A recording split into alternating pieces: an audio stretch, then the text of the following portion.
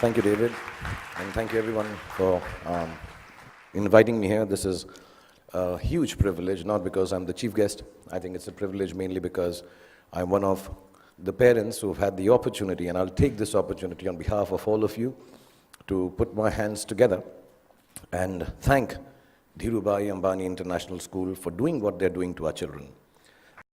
So I want to thank all the teachers, all the head of departments, Zareen, Farida. I mean, you are people I used to come to. When I have trouble, I come and look at their faces, go away, and I'm calm. Everything will be sorted out. Kavas sir, who's fantastic at cricket matches, shouts louder than anyone else in the world can. All the staff members, the management, the gentlemen who man the security outside, so wonderful. And so even the guy who does the parking back there, everyone for the last 13 to 14 years that I've been here, and especially my friend, Mrs. Neeta Ambani, thank you so much for looking after our children. Really, thank you very, very much. Okay, so good evening, boys and girls. Exams are over.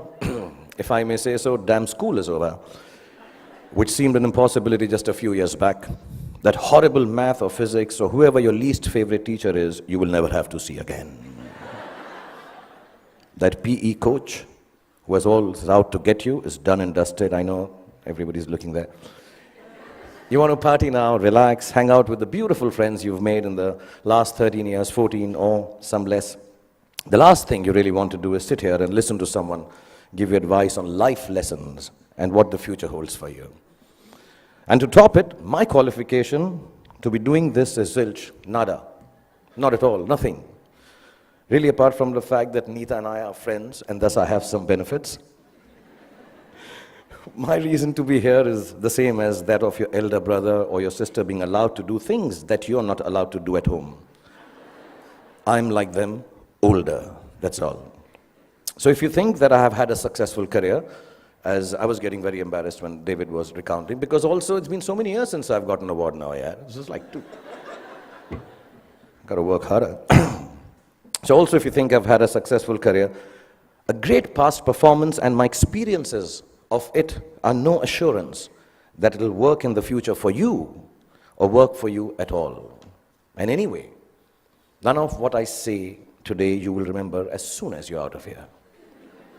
Or maybe even earlier, because you're still sleeping from the big party you guys had last night.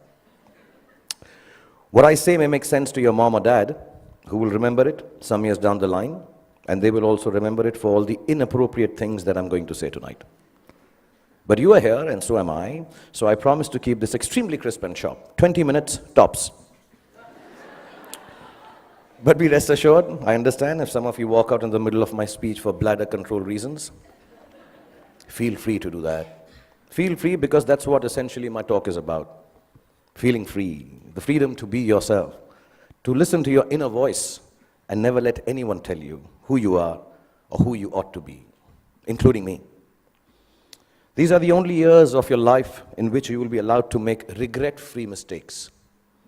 As you do so, you will chance upon your dreams and hopefully make a happy life out of their fulfillment. When you get to be 50, as some of your parents are, none of the mothers, they all look 35. They're all looking extremely hot. Some of your parents are, and like I am, you will know that the bulk of your regrets are from not having done what you wish to do. So don't hold it against your over-diligent father who's telling you to study extra even post the exams. Your annoying mother who's still depressed that your handwriting is bad. You know, she doesn't understand. If it was bad 5 years ago, chances are that your handwriting is not going to improve for the rest of your life, ever. Ma'am, get that clear. It's not going to happen. But let me assure you, squiggles and ants and mosquitoes on paper won't kill your career. Any doctor here will tell you, indecipherable hieroglyphics may actually be a career booster. Don't be angry that your parents tell you that friend of yours is not good company, he is spoiling you. And please don't hold it against them when they tell you, he's a movie star's son, he'll become a hero, what about you?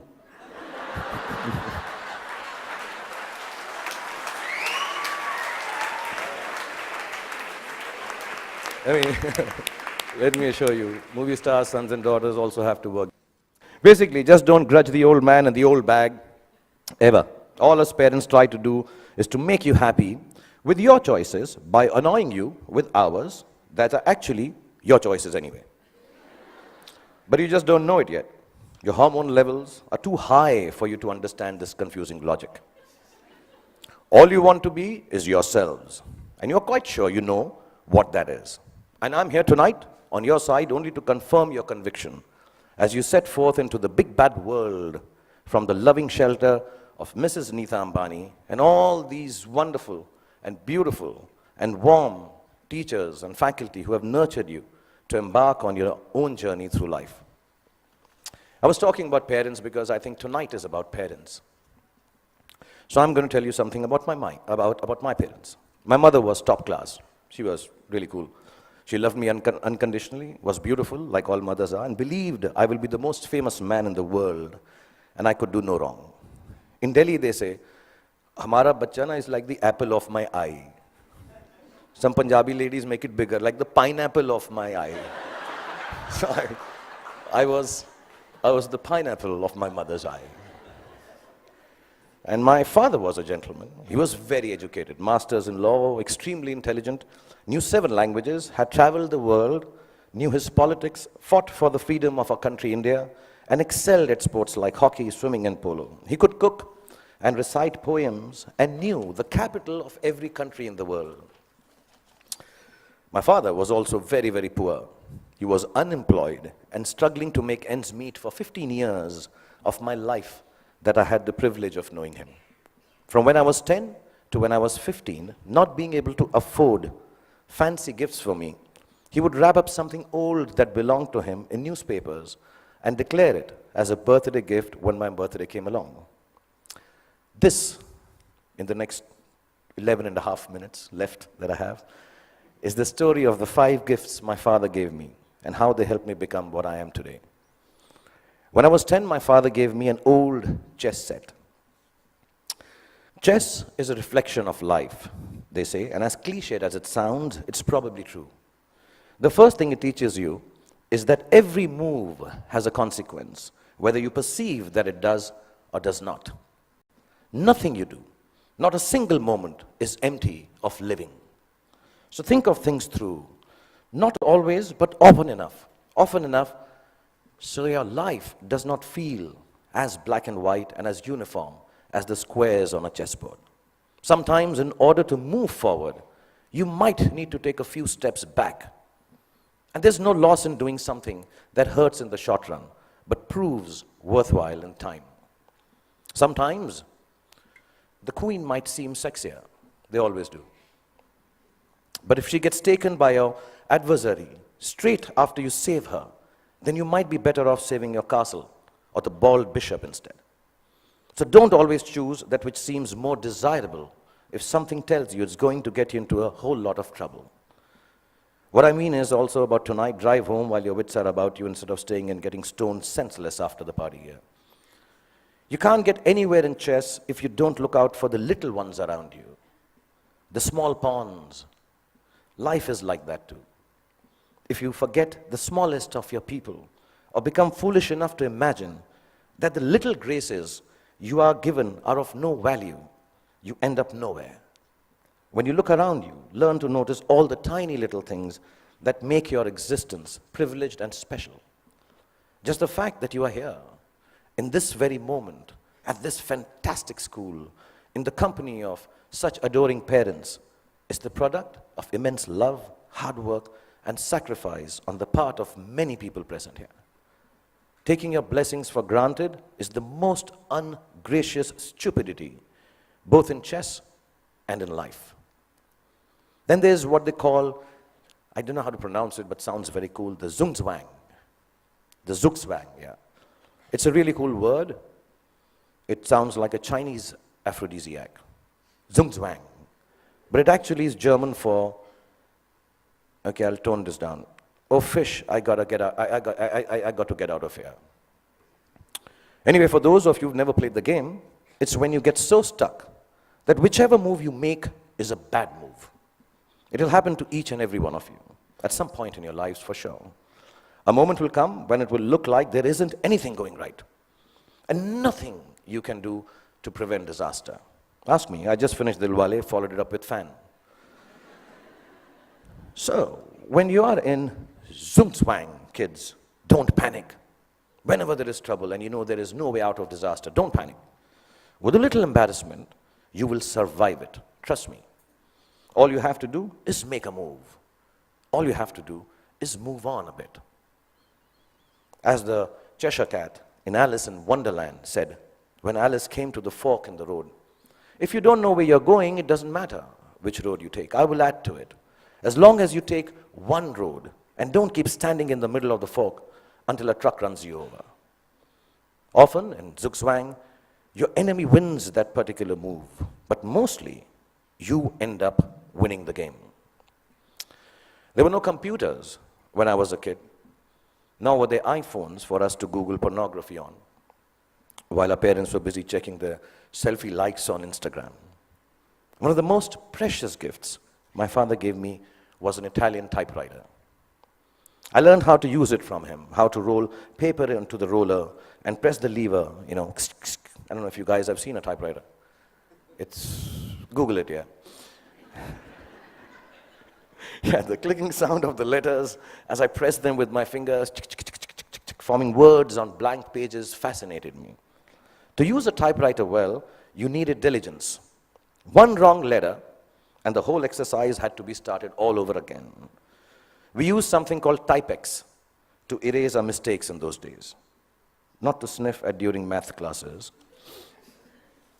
But too much Typex in math classes or in typewriting is unacceptable.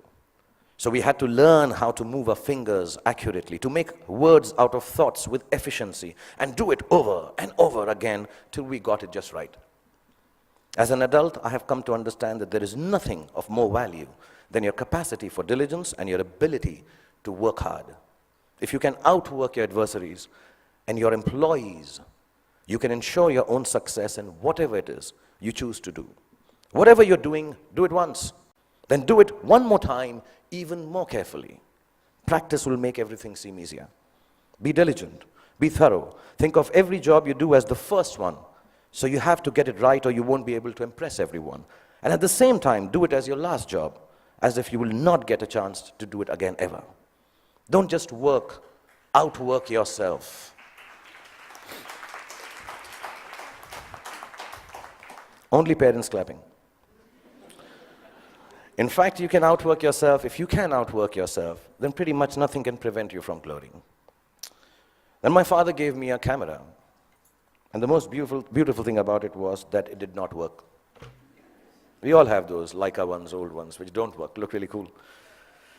I learned that things don't always have to be functional to fulfill a need. That sometimes when things are broken, the greatest creativity emanates from their fragments. I found myself looking at my world magically through the unusable lens, and the fact that there was never any actual photograph to see taught me my most important lesson yet. That creativity is a process of the soul. It does not need an outcome or a product for the world to accept. It needs only the truth of its own expression. It comes from within and makes of your world whatever you wish it to make. So don't be afraid of your own creativity. Honor it.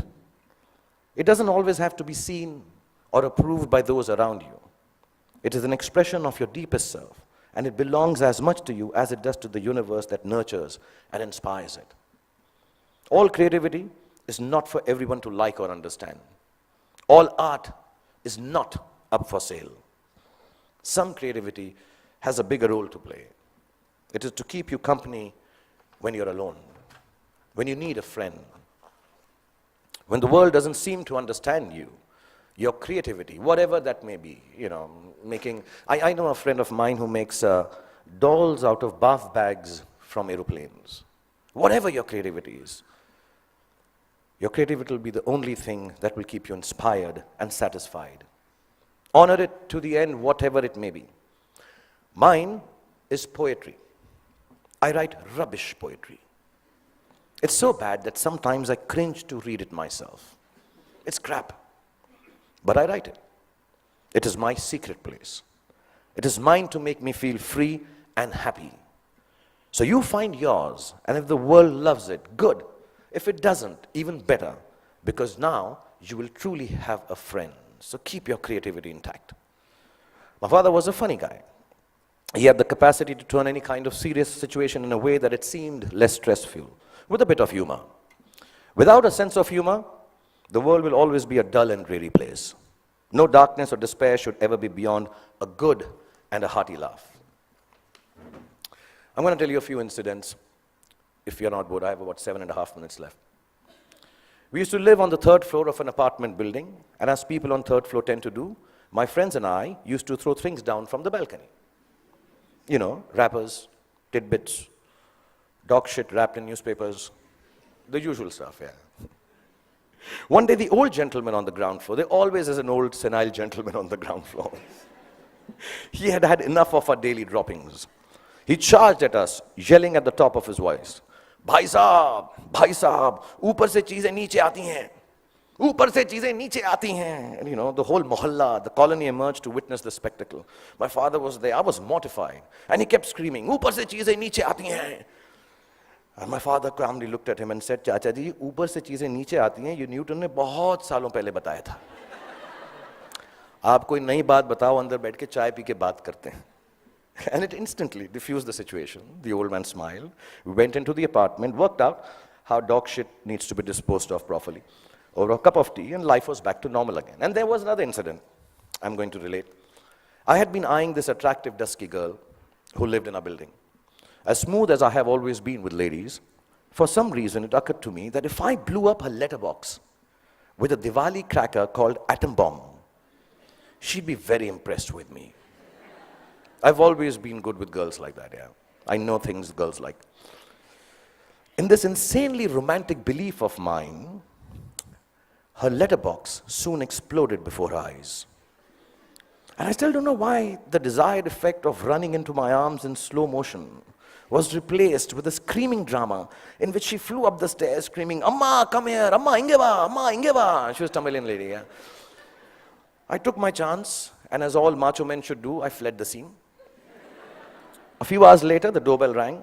I looked through the magic eye, and the mother of the love of my life was standing outside looking incensed. I found a place to hide. My father opened the door. The lady began to rattle off a complaint. Your son this, your son that. Sorry, my Tamil is not good, but it sounded like that. And he listened patiently and then responded, you know, ma'am, as you were speaking, I was getting angry with my son. But then suddenly I realized how beautiful you are. And I can imagine if your daughter looks anything like you, how can my son be blamed for falling in love with her and behaving so stupidly? The lady went silent as my father continued telling how beautiful she was. And then she became a little coy. Another cup of tea was had, and she said to me sweetly, Beta, just because my daughter is so beautiful, you shouldn't behave badly with her. You should come home, sit with us, and be friends. So not only did my dad get me off the hook for blowing up the girl's letterbox, he actually got me inroads to a long, satisfying relationship with the love of my life that lasted 6 days. Because then I realized that dating beautiful girls has its downside. Every boy in the colony made advances at her, so I was regularly beaten up in my attempts to offer her some boy-friendly protection.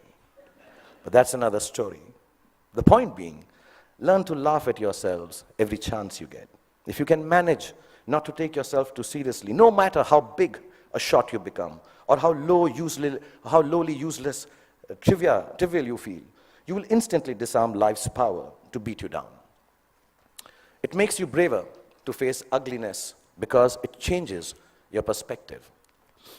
Humor is actually the deafness to see the world, the reality, for the transient farce it really is. It's like a talisman for survival. Cultivate it and allow it to lighten every heavy moment. Wear it like a vulgar tattoo if you don't already have one. Don't ever let it get washed away in the turbulently beautiful seas of life. It's your ticket to staying young and childlike forever. And you'll realize why it matters to stay childlike when you're my age. And you watch this speech on YouTube with your children. I'll probably have kicked the bucket by then, having smoked enough cigarettes to light up a forest. But I certainly hope that you will have understood what I understand now. No, not that smoking kills, that part is okay. Well, what I'm referring to is what counts as the most beautiful and final gift that my father gave me. I only realized it was a gift on the day he died, when I was 15 years old. A gift your parents have given to you already.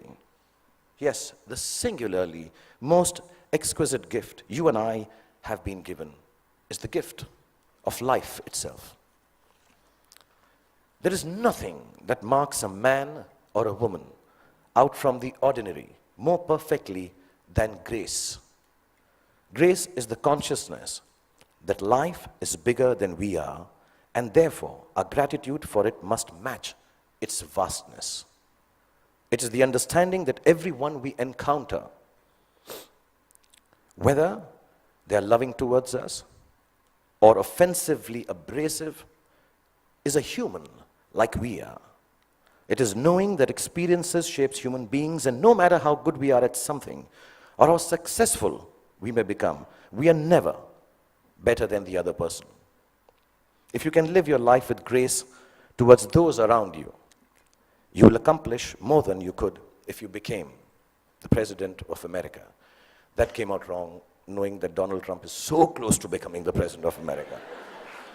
I didn't mean that. I'll rephrase that, guys. If you can live your life with grace towards those around you. Okay, actually, what the hell? Because I came and told you a secret that I write rubbish poetry, I'm going to read out a poem and end this. This is the most rubbish poem you'll hear, but keep it in your heart because I'm the damn chief guest tonight. If your after party, EDM, I assume this is the music. I thought I'd be very cool if I used the word EDM. Is EDM cool still? Class of 2016, is it cool? No? Okay. If your after party EDM stone sunrise has found you, with dog-shipped wrappings and friends that will not confound you, and you start on this journey with a brave heart about you, if you live life with grace towards those around you, you'll get where you have to, and it won't astound you. If it isn't Ferraris and a White House that downed you, you won't need an entourage to always surround you. It's your truth you will have that will shelter and ground you. And you'll remember this day as the day that unbound you. From the walls of this beautiful school and the teachers, exams and all the rules that sometimes seem to hound you. And let me tell you, you all will be successful. Let me remind you. Now it was remind, but because it's not rhyming, so I...